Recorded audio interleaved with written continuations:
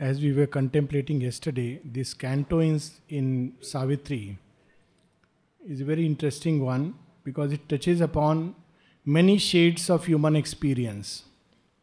And sometimes it may shock the Puritan mind because we have an association of spirituality with things that are beautiful and high, and certain things have to be excluded from, they have nothing to do with spiritual life. And yet the fact is life is a whole. And we have to see it with open eyes. Sri Aurobindo says it time and again that we have to see the totality of life and see it with open eyes. This is not a sanction to the old way of life, but it's at least admitting that life is composed of many shades. The avatars and the vibhutis also go through the human experience. When Sri Aurobindo was asked, I wonder why do the avatars get married at all when they had to eventually live and lead a spiritual life? And Sri Aurobindo gave a very interesting answer. He said that is very simple. When they get married, they have not yet turned towards spiritual life. And when they turn towards spiritual life, then they follow that. So it's a very simple. But at the same time, Sri Aurobindo has given many different answers to this issue. For instance, towards the end in 1949, in some of his last essays, where he talks about the problem of transformation and about the yoga, some of the greatest difficulties of yoga. And then he says that there is a truth even in this. The most external truth of a man-woman relationship is a distortion of something which in principle is divine. Sri Aurobindo writes about that. And he says that while all crudeness and vulgarity has to be thrown out of nature, but there is a divine principle, and it is the principle of Ishvara and Shakti. So we see this actually in Indian myth. Even the most ascetic of ascetics, they believe in whom as the ascetic par excellence, and that is Shiva. And Shiva is also a grahast with children. Not one child, two children. And he never abandons his wife, but their love is regarded as an ideal love. In Indian thought, that's why it is celebrated so much that marriages probably start or end with Shivratri. I don't know, I'm pretty confused about it, but I think they start with Shivratri or end. Somewhere it has a link.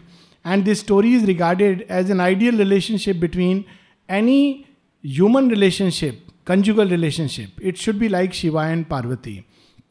Then, secondly, we also see that when this question was asked to Mother, what is the truth behind the relation of a man and a woman? The mother said, the truth is about Purusha and Prakriti. This is there in a documented works. And yet we see running through Sri Aurobindo and the mother repeatedly, cautioning us, advising us, never to get into any kind of a vital interchange, because it's totally comes in the way of a yogic life. It prevents the upward endeavor, and brahmacharya is stressed so much. So how are we to reconcile this? One way to reconcile is very simple, which is a straight direct way. And that's what we see in Savitri, that there is a stage when one goes through a human experience. Now, there is another stage when one transcends the human experience. There are two stages. So, Savitri's experience of a conjugal life, we are seeing in the context of Savitri before taking up the yoga. This is her experience before she takes up the yoga.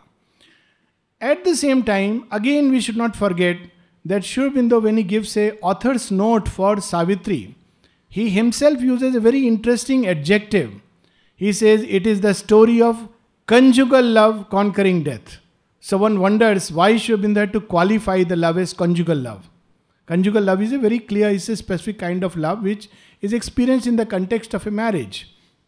How can this love be celebrated? In Indian thought, it is celebrated. The whole ideal of Sati, and we have legion names like Anusuya, Arundhati, Sita, Savitri. These are all names of women who were married. And yet within that context, they found a tremendous power, energy, the light of truth. Sati literally means founded on truth. It has nothing to do with the later burning into the fire, which of course was a distortion. Though Sri Aurobindo speaks of a very subtle truth even behind it, which we shall see subsequently. But can human love be lifted to these levels? So, isn't it supposed to be rejected? It's a very nutty question, because Savitri, we are shown in the very beginning, she is not moved by desire, which moves common people. And yet she is moved in a very passionate way towards Satyavan. So if we look at the action, it may appear same, but the consciousness is very different. Savitri is not moved by blind passion. Savitri is moved by love, and therein lies the difference. Mother at one place says, if you have the consciousness of an animal, you love like an animal. When you have the consciousness of a human being, your love is like a human being. And when your consciousness is like a God, your love is also like a God. And there is a difference between love and desire. All desire is not love. We know that for sure. But all love is not necessarily desire. And several places, at one place with one cat who had contact with 3 or 4 different cats.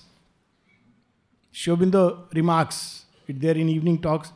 This particular cat, when she loves that cat, it's purely physical. With the second one, she says it's vital in nature. With another cat, Sri Aurobindo says, this love that she has, bond that she has with another cat is psychic in nature. Now cats are capable of having a psychic movement, and it's all documented. It's not hearsay. It's something amazing that cat could feel that kind of a love. So, but the general caution is there, because it's a very dangerous territory, or as they say, slippery slope that we are treading. And yet it has to be looked at for what it is and not just glossed over. There is a truth which hides behind the movement of love, provided we uplift it to and it's possible to uplift it to its highest heights.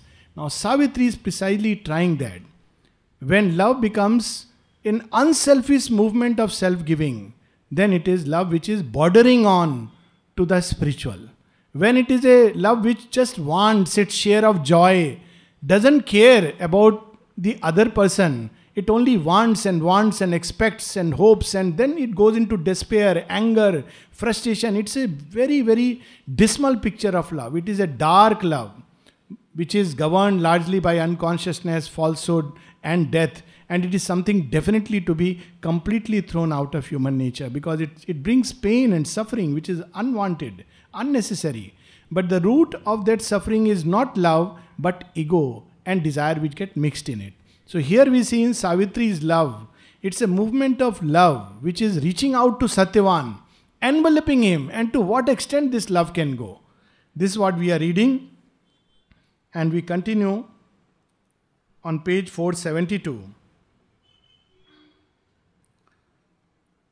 As she goes through this journey of human love, it's still moving within the human range. Often it seemed to her the age's pain had pressed their quintessence into her single woe. What is her pain? Pain of losing someone you love intensely. And in that pain, it looked at the whole pain that humanity experienced. Ultimately, if we look at any pain in its origin, as Sri Aurobindo says, ignorance, something gets cut off, separated from that oneness, totality. It brings pain. Even at a physical level, it is true. There are things which cause pain. For example, when a bee stings, it causes pain. Let's look at it a little bit physically. When somebody else hits, it causes pain. If my own hand pinches me or hits me, I don't feel pain. It's me. So the doctors will say, no, sir, you don't know, you have forgotten your medicine. Bee stings, there are chemicals which are released. Of course, yes, these chemicals are foreign to us. It's not me.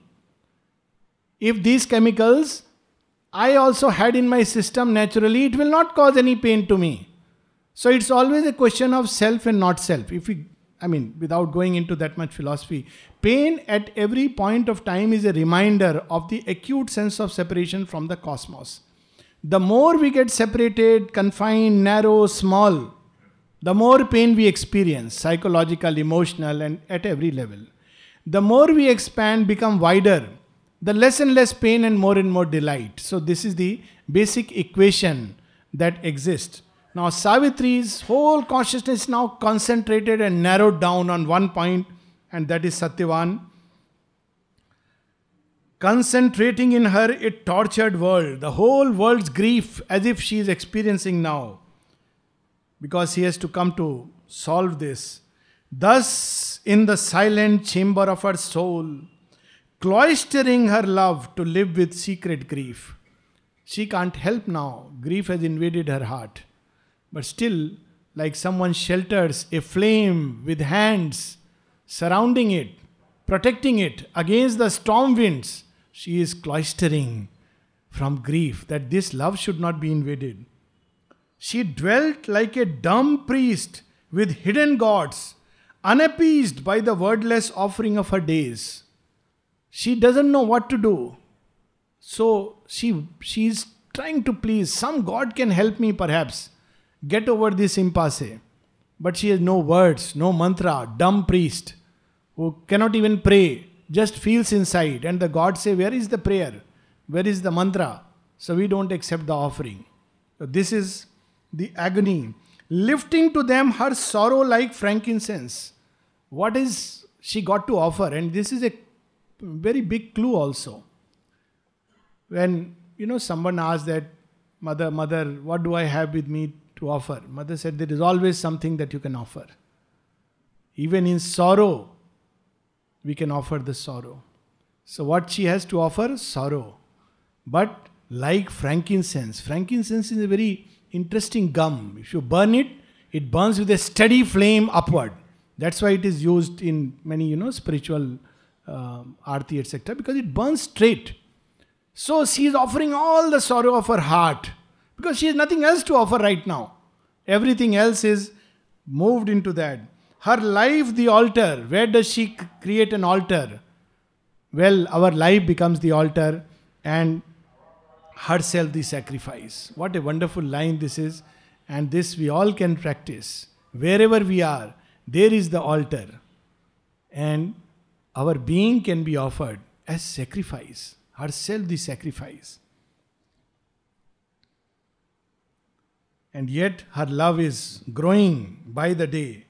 Yet ever they grew into each other more, until it seemed no power could rend apart, since even the body's walls could not divide. So this is the last, that's why we read earlier, this intensity of love which wants to, as if fuse two bodies into one, is because it feels the body almost as an obstacle. It's the nature of love to fuse.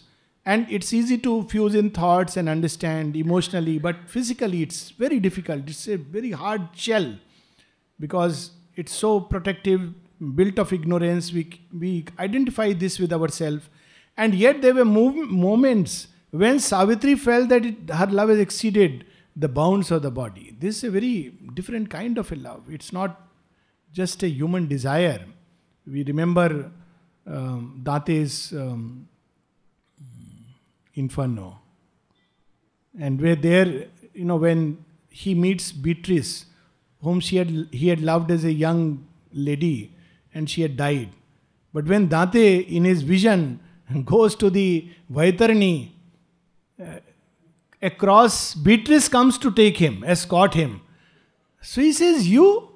What moved you to come to me? I loved you secretly, but you never seemed to have any love for me. So she replies, I was moved by love. Love that moves the stars. It can move the stars. Who am I? This is a very different power altogether. I was moved by love. Love that moves the stars. That love moved me, brought me to you, and will take you to Sachidanand Brahm. That's the vision. Of course, because he was rooted in Christianity, he doesn't use the word Sachidanand. He speaks of the Holy Trinity. For when he wandered in the forest, oft her conscious spirit walked with him and knew his actions as if in herself he moved. That's how they say mothers know their children. No, something is amiss. Mothers sense it. And, no, everything is fine, mama. And subtle umbilical cord always keeps them tied. Always the child as if somewhere is carried within the mother. So it's such a powerful love that now Savitri knows what Satyavan is undergoing in the forest. by the sheer force of love. That love is enveloping him, as it were, beyond the body's wall. His actions, as if in herself he moved, he, less aware, thrilled with her from afar. He also felt, she is present, and just feels the thrill of the contact. But he is not, his love is not that intense because he doesn't know. He loves her truly, but he doesn't know that it's a few days. So he is not that prodigal person who is lavishing love. He's saying it's okay, we have a long life to live. So we'll have many more years, many more moments. But for Savitri, each moment is precious. Always the stature of her passion grew. Grief, fear became the food of mighty love. So what was grief and fear doing? Fear of death, the grief of the impending doom. It was feeding her love. Love is growing stronger and stronger, more and more passionate. That's the energy, positive energy she has, which she is developing so that one day it can probably conquer death. So she is feeding the flame of love with these things. Increased by its torment, it filled the whole world. It was all her life, became her whole earth and heaven. Although life born, an infant of the hours, immortal it walked, unslayable as the gods. Her spirit stretched measureless in strength divine, an anvil for the blows of fate and time. This is what demarcates the greatness of the great and the ordinary humanity. Everybody goes through the anvil of fate. Some break down with the first hammer. Others grow strong. They become steel. This is the difference. That some will crack and out. Others will go strong every time they face. So her own life is becoming stronger and stronger. A strength divine. When she is facing, as she is seeing the impending doom, she is steeling herself. But also there is the other thing that happens. Or tired of sorrow's passionate luxury. What a line this is. Some people cannot afford the luxury of sorrow. Those who are in service of divine cannot afford this luxury. When somebody told mother, I am not well. Mother said, what? You are working for me? Those who work for me have no right to be unwell. She is giving so much energy pouring into us. How can we grow unwell? Something is amiss. So that's the other side of the story. That, grief is a luxury. Who can afford? Those who have a lot of time with them. So they sit and enjoy their own grief. I remember a line from an Urdu poet. It's an Urdu, but maybe I can translate. But the flavor goes away. So the poet says, who is feeling forlorn in love, he says, तुम्हें गैरों से कब फुर्सत, हम अपने गम से कब खाली. चलो अब हो गया मिलना, न तुम खाली न हम खाली. Says that you have no time for me, you are always busy with everyone. And I have no time for you because I am so involved with my grief. I have no time for anything. I am so much pondering over my grief. So we can't meet because neither you are free nor I am free. So look at how Sri Aurobindo knows every shade of human nature. He speaks of it. That luxury of grief. It also needs that sorrow's passionate luxury. Grief's self became calm, dull-eyed, resolute. This is what is called as tamasic vairagya, which people often mistake for the true vairagya. And Sri Aurobindo says this is not this vairagya. Very rarely, unless it is uplifted from above, a state of dullness comes because one has seen so much of sorrow and suffering that things become dull, motionless, calm. It no more affects one's being because one has seen too much of it. So this is not a good state. Savitri has entered into that extreme point of love and the extreme point of grief. This is exactly the point where one is ready to launch into a new life, when we are assailed by two tendencies which are opposite and at their peak. On one side, the peak of love, a love which is ready to do anything for the sake of the loved one. On the other side, grief, which nothing can assuage. She is experiencing these two. So on one side, Sri Aurobindo is saying, everything fed in her, the spirit of love which stressed became vast into strength divine. On the other side, he says, or grief became so much, sorrow became so much, that it became silent, calm, dull-eyed. That is the clue. Awaiting some issue of its fiery struggle, a state of utter helplessness. Some deed in which it might forever cease, victorious over itself and death and tears. State of utter helplessness, that maybe something will happen, something like a magic or miracle, which will pull me out of this. This is a state of despondency, despair. It's something very dark. So Savitri is simultaneously experiencing both of these. And Sri Aurobindo gives a hint of this even in book 1, where when Savitri gets up on the day when Satyavan must die, she experiences all came back to her. Earth and love and doom. The ancient disputants encircled her. On one side love, pleading its case. On other side doom. And the irony is that she is helpless. Helpless against both. She can't say, I will love less, because she is, after all, how can the divine reduce the power of love? Because that's what she embodies. But at the same time, she is helpless against the grief, the laws of nature. And in that state, the year now paused upon the brink of change. Slowly, the rainy season, which is often associated with both. It's a season which means also creation. It also is a season which, with clouds and all, can bring gloominess. So slowly it is fading into autumn. On the brink of change. No more the storms sailed with stupendous wings, and thunder strode in wrath across the world. But still was heard a muttering in the sky, and rain dripped wearily through the mournful air, and grey, slow drifting clouds shut in the earth. So her heart is now weeping silently. All the outer tears have dried up. This is her autumn she is experiencing. Whether it will mean the death of all that she has lived and hoped for, or it will mean a new change, that is the question which hangs in the balance. A still self hid behind but gave no light. No voice came down from the forgotten heights.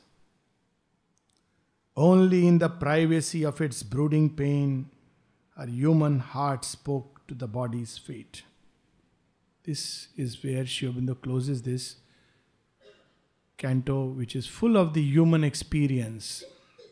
A conjugal love still within the human frame, though touching those heights where it could probably pass into another dimension, but it's not yet. So this is another kind of tapasya. Even sorrow can become a tapasya if we know how to turn it into something concentrated. It will find its release, open some door. The problem is that it has two choices. It can open the dark door of death through which it seeks to annihilate itself. Or it can open a bright door and find the true relief, all freedom from grief. This is the state in which Savitri is. And all of us at some point of the time experience this state. And it's left to us what choice we will make. Depending on the choice we'll make, we go through the dark door, which of course is a very selfish act. And then we have to go through the whole cycle till we reach that point. So if that point comes in our life, when we have to, we see this in book 1, canto 2 also. A point she had reached, when in her unborn self awake, her will must cancel her body's destiny. She had reached a point. Or else she has to succumb to fate. These are the only two choices. Nothing else. Nobody can help at that point of time. And that's where lies the greatness of the great. Great people are not those who have everything cozy in their life. Great people are those who, in the most difficult moments, make a most extraordinary choice. That's what marks them out. And with that choice that Savitri will make, starts the next canto, the parable of the search for the soul. Now, as we know, parables are stories which give an indication. So it's not that actually it happened in this way or it happens in this way.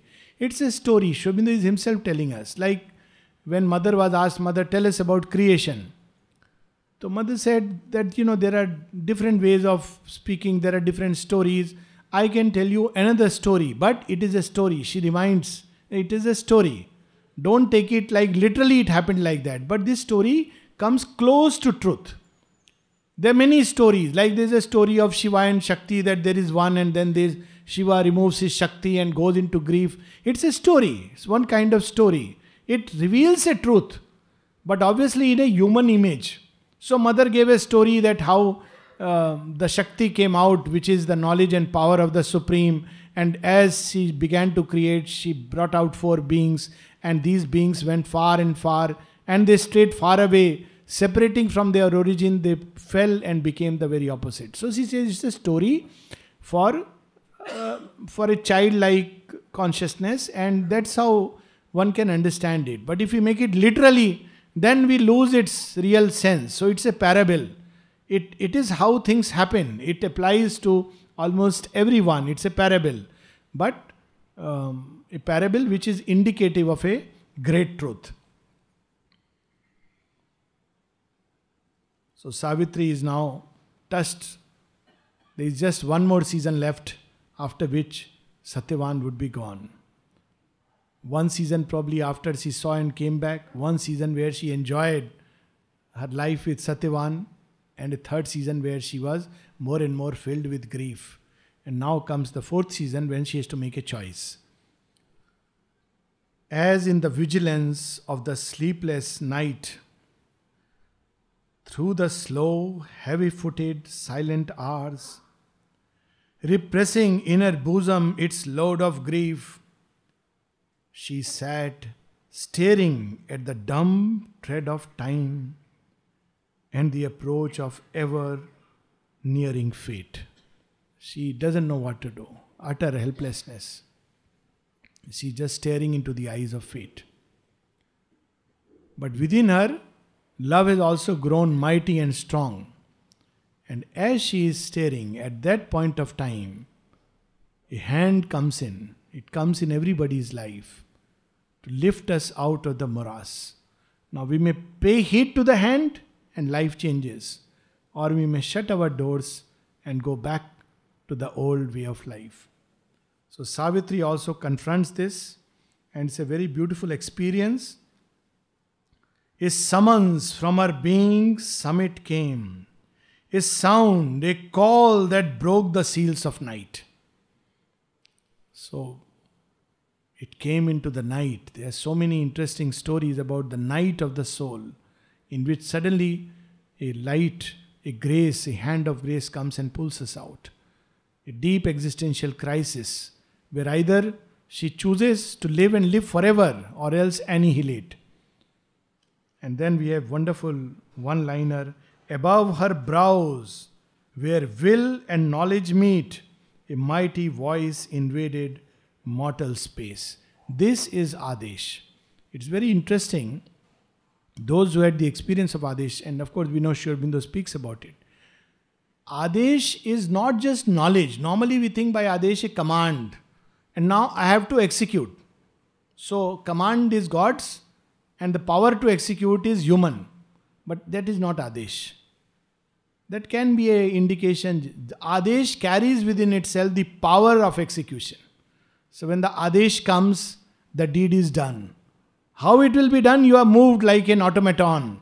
Things will happen, mechanisms, processes, change will take place. You can't refuse an Adesh. It's like that. And that's why, now, yes, inner life, when one gets it's a different thing. But look at, it's like a hand of destiny which chooses you. You can't go against it. But in the context, let's say, of the masters in with Sri Aurobindo and the mother, people had an easy access. Sri Aurobindo and the mother, they should give Adesh. And Sri Aurobindo and the mother would not do that.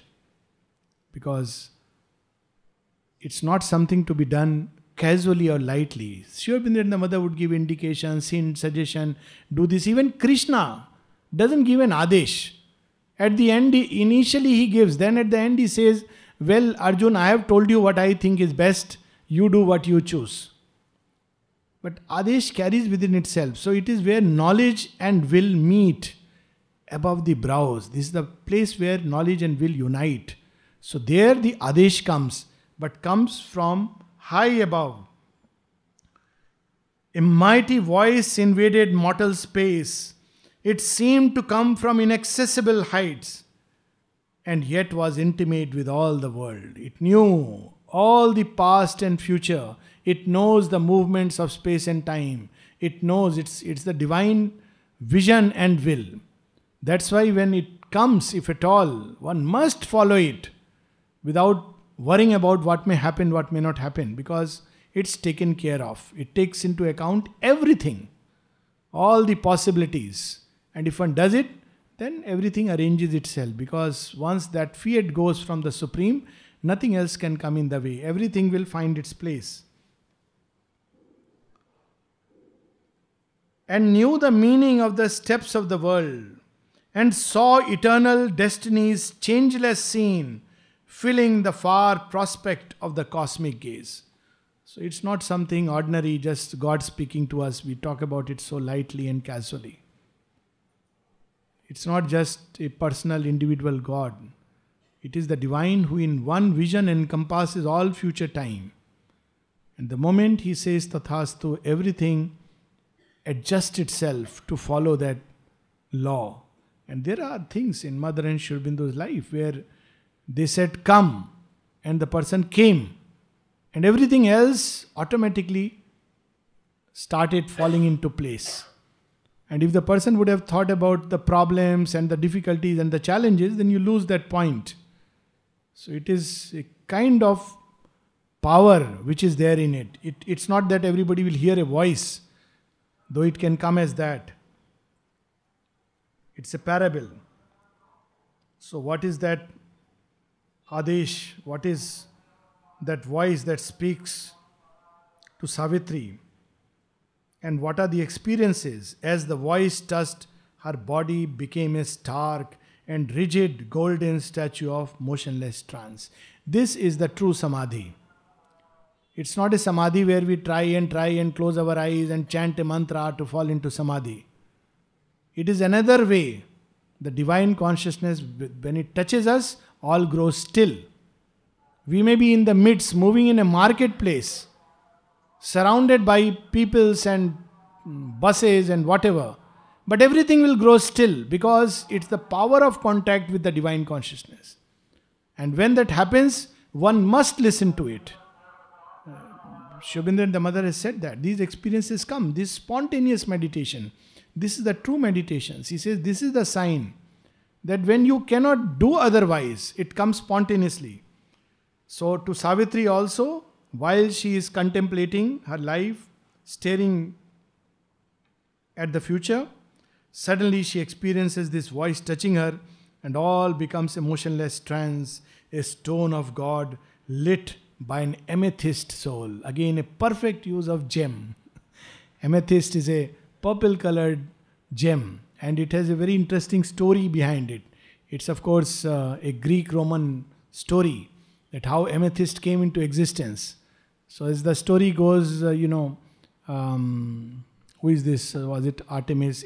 There was a lady going to worship the goddess Diana, and death comes to destroy it, wants to finish because she's in a hurry, she's not listening. And then she prays to Diana to help her. And Diana instantly, by her power, crystallizes her into an amethyst. Now, amethyst literally means something which no poison can touch.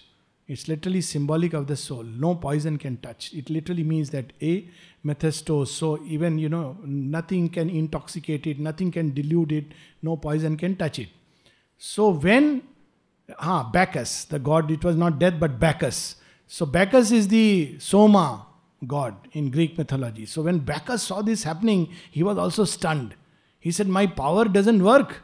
See, just I cannot intoxicate her. So see, he poured a little bit of his own power into this amethyst, which was crystal clear. And therefore it carries a purple tinge. Now in olden times, amethyst was valued as a precious stone, as precious as a diamond. But of course in modern times it's a semi-precious stone. I don't know whether it's available or not. It's amethyst. It's a very sacred stone. It's used in spiritual lore. And Sri Aurobindo uses it so beautifully. Neither pearl nor diamond, the amethyst soul. So that's what this voice comes, and a body becomes like a little house in which this lamp is burning. A stone of God. The body became a stone of God, lit by an amethyst soul. Around her body's stillness all grew still. Perfect experience of how this stillness envelops. Everything that is around shares that stillness. If there are people, if there are scenes, they will become still. Because it's the contact with the divine consciousness. Sri Aurobindo says in one of the aphorisms, the tiger does not attack the yogi. Is overpowered by that stillness. We see examples in Mother's own life. The cobra comes, does not attack, goes away. In Alexandra David Neal, how she just closes the eye and the bear comes and then goes away.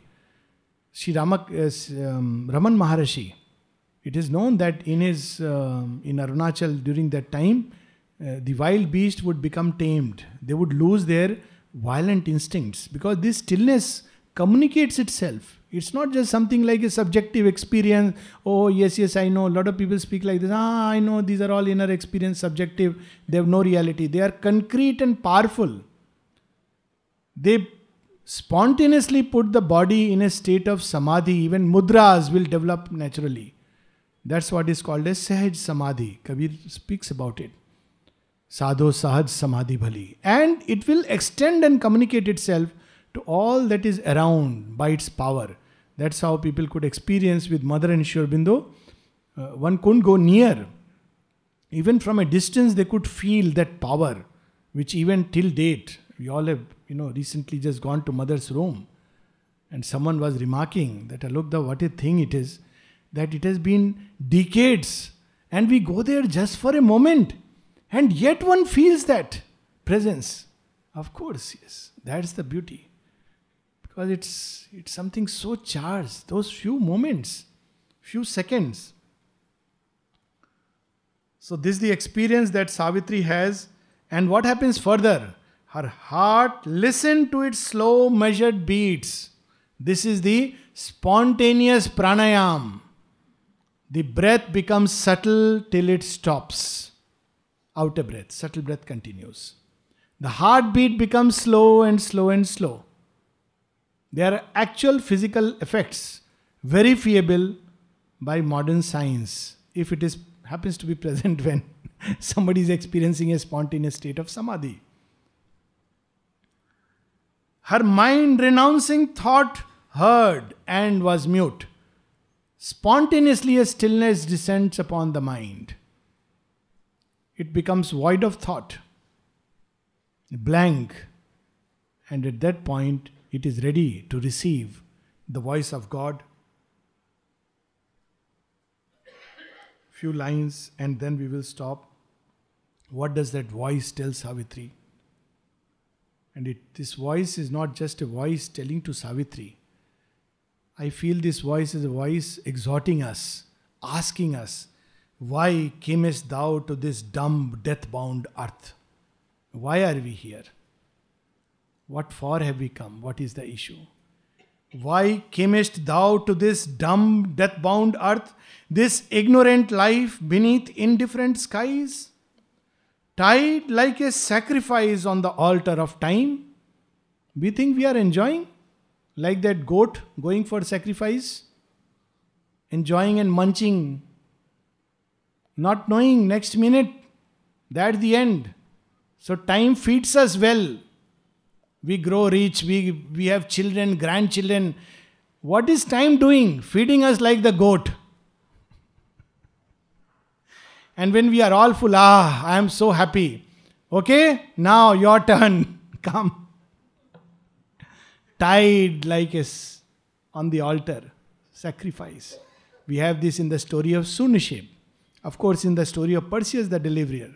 Andromeda, the Prakriti, tied on the stake. Her own parents have tied her. Given to Poseidon. Till Perseus the Deliverer comes and frees her. It's a story of nature being redeemed by the higher power, higher consciousness, because Perseus is Athenes. We have an Indian counterpart, and that too Sri Aurobindo refers. Story of Shunashep. Shunashep is tied similarly at the altar of sacrifice. He will be eaten up by all the elemental energies and the all kinds of forces and beasts. And he prays and prays. Somebody help me. No priest is ready to help him. Because he has been tied by some rishi, I forget the name, surely worth forgetting the name who would do this. So, but he is tied. And then eventually Varuna comes from high. Says, I'll free you. Nalini speaks about this story. And in Savitri there is a reference to this story, the triple cord.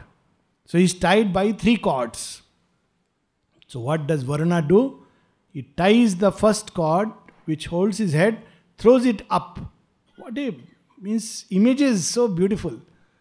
Who throws the cord up but throws it up? Then ties the middle cord, throws it around. Cuts the middle cord and throws it around. Cuts the lower cord and throws it below. And then Sunashep is freed. So the upper cord, of course, is the mind which is freed to soar into the infinite. The middle cord, the desire and the ego self, which clutch mainly at the vital, it suddenly becomes large and merges into the cosmic consciousness. The lower cord, the body held in the grip of the unconscious, freed, and that load is thrown back into the inconscient, and Sunashep is freed. This is the story. So here, Sri Aurobindo is referring that don't we realize we are tied like a sacrificial goat. Goat may put a tilak. Before sacrificing, they do all this. They put a tilak, they do all this. Like we were really watching that Ashwamedh Ghoda. Ashwamedh, it's a very deeply symbolic thing. I think they couldn't capture the full sense in the serial Siya Ke Ram. But at least they tried to get some truth. The full significance of Ashwamedh is very different. It's dealt with in Brihadaranyaka Upanishad, the horse of the sacrifice. But leaving that part, what is the story of the Ashwamedh? The horse is sent as the representative of the royal king. So the horse goes and the army follows. And the horse is the best one. And he carries the flag. And wherever he goes, if anybody dares to stop, they have to fight with the army behind. So the horse may well think, I am the king. I am given a royal treatment. And when he comes, he has to be sacrificed into the fire. So we too all go around the world thinking we are conquerors, not realizing little bit of the conquest is the glory of my master. And a time comes when we go around the world and come back, and then the world forces say, okay, done your bit, now come, the final act. But if the horse has given itself to Rama, it survives. This is the story of the Rama's Ashwamedh Yag. He does not allow the horse to be sacrificed, but instead replaces it with a symbol.